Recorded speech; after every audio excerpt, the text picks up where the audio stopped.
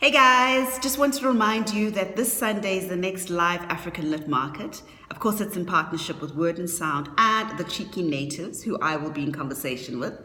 And so I wanted to just read a piece of my book so you can get an understanding of where the afternoon could be going and the conversations that we're going to be having.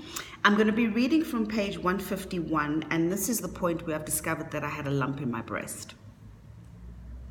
I went through a process of feeling self-indulgent and miserable by turns.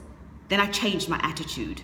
I knew that I needed to be positive and believe that the best was yet to come. So I focused my prayer in gratitude. I gave thanks for the love and support of my friends, for the fact that I had medical aid and was able to be admitted to a private hospital. I prayed gratefully that if it was cancer, then we would have caught it early and I could then make the decision on how I would treat it. Before heading to the hospital, I had to make a turn at Dr. Judge's rooms for her to place a hook at the point where the lump was located. This was to ensure that the doctor was able to operate, that the doctor was able to operate exactly in the right place.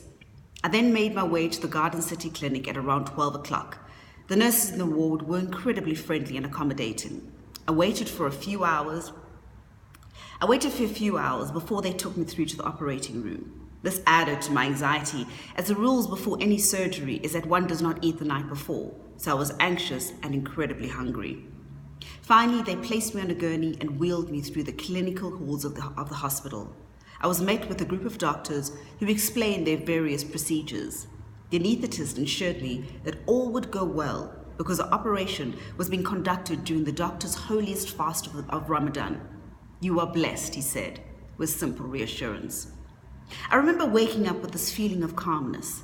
I'd had the most amazing dream. I dreamt of my friend Dan, who had passed away in 2009, was around. We were floating in the sea and laughing and fooling around.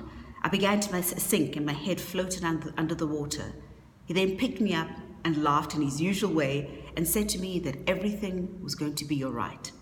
He carried me back to the shore and then smiled and dived back into the ocean and disappeared. When I woke up, I knew I was cancer-free.